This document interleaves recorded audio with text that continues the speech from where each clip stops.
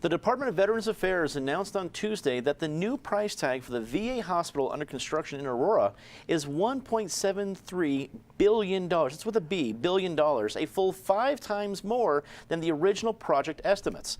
Colorado's congressional delegation faces a ticking clock to find the additional $930 million needed to continue the project or see work stop in May. Now, Patty, $100 million of that $930 million has already been, I guess, reprogrammed. That seems kind of odd. You can reprogram money from the VA department, but there's still $830 million that somehow Colorado's congressional delegation is trying to hit Congress up for it, for a project that there's plenty of fingers of blame to go around, but still I'm not sure if we see the way out of the tunnel yet. What did you make of the big announcement this week? Well, I think the way to raise the money is to get a dunk tank, put the VA officials in it, and let veterans, congressmen, anybody involved start lobbing balls at these guys. A couple of weeks ago, I had said I didn't think it made sense to give this to the Army Corps of Engineers, and let me say I was wrong. That was Kaufman's idea. At this point, I would give this building project to a bunch of talented kindergartners who know how to put together Tinker Toys, because they would do better than this project has come. It's gone up from several hundred million to 600 million to over $1 billion, and now we have 1.7 billion. In the meantime, you see all the building that has gone on around it. CU has managed to build huge numbers of buildings. There are a lot of independent, not for-profit enterprises that have managed to build hospitals and buildings. You can build hospitals in this day and age, but I don't believe the VA can run one, and it doesn't look like they can build one either. Todd, one of the many facets of this story that shocked me was that we've gone through multiple presidents in the tenure that we've waited for this hospital to be built. We've gone through multiple phases of the economy, be it recession or prosperity, and it has grown 5 times. Now, public projects always grow a little bit. I mean, I haven't seen anything really come under budget, but 5 times. How do we make sure this doesn't happen to some other state? Well, you know, there's a great biography of called The Power Broker. It's about Robert Moses, who made all these roads and highways in New York. And this was one of his key tactics back then, was he thought, if I could just get enough concrete laid, there's no way the General Assembly will not let me finish the project, right? And that's exactly what's going on here.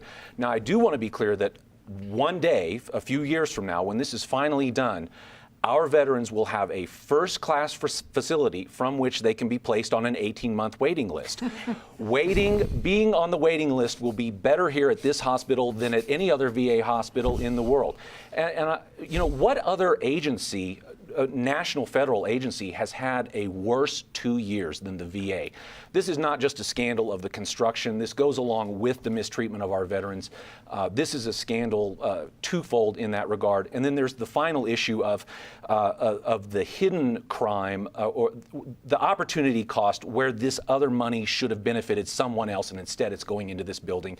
Who's losing out? We'll never know, because that's a hidden aspect, but those people are being robbed of benefits they deserve to, because this project's over budget. Eric, so far I've been heartened by the fact that we've, as Coloradans, we've approached this in a bipartisan effort. You see both Representative Ed Perlmutter and Mike Kaufman attacking this, and it deserves that and probably even more attention. Frankly, the delegation should be entirely united on this. But at some point, someone's got to pay the piper. And is it going to be the VA? Is it going to be the design team? Is it going to be congressional delegates, congressional representatives that has angry constituents? Who's going to end up footing this bill? Well, we're going to end up footing this bill. We know who's footing the bill. There's no great mystery about this one.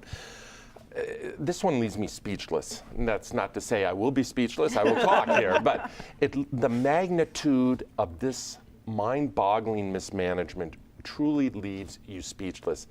$328 million, as you pointed out, Dominic, or maybe it was Todd. Yes, projects inflate and cost overruns are not exactly a newsflash when it comes to government projects, but to go from $328 million with an M to $1.73 billion, and the end is not yet in sight. Sure. Does anyone want to lay money that this is a final number? I wouldn't lay money that this is a final number yet. You think we're building the Taj Mahal or the pyramids of Egypt or something? We're building a hospital. Yes, hopefully a state-of-the-art hospital, but at the end of the day, it is a hospital. There are 2 other issues that come to mind for me, Dominic. One, we've talked about it before, is in this day and age, should we really have a captive Veterans Administration system. There is no argument that veterans should be our highest priority in terms of taking care of their health care needs, physical, mental, and everything else, at the highest level with all the resources that this country can muster.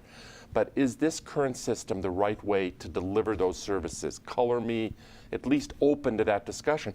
Secondly, there's a school of thought out there, I'm not a healthcare expert, there's a school of thought that within some period of years, with the evolving of technology, that these big mega hospitals themselves are going to be white elephants or dinosaurs.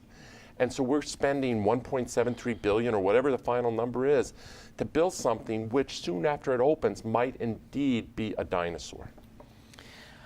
Alicia, I sense about there's shock in the community, there's anger in the community, and it's about the one population in our community that I think everyone can be unified about. No one wants to see veterans wait any longer for medical care that they need, whether it be physical or mental, yet they're the ones suffering the most here. Do you think there is something to be done here? Can there be a successful ending to this somewhere in sight? Well, we can't leave this thing half built. I mean, I think that much most people would agree on. Who exactly is at fault and how we got here is a complex tale, and frankly, one that we've been following for years on the editorial board. We've had politicians in to talk to us. We've read GAO reports. We've had Kiewit Turner in to do a presentation of an hour or so of how this thing came to pass. And it seems, first a little bit about the structure. They had a designer, they had the VA, and they had the contractor. And these three entities were supposed to work together in this design-build process to make this thing work. I personally lay the blame with the VA. They weren't listening to the contractor who was telling them that the designs they were getting from their designer couldn't be built for the money that they wanted to spend.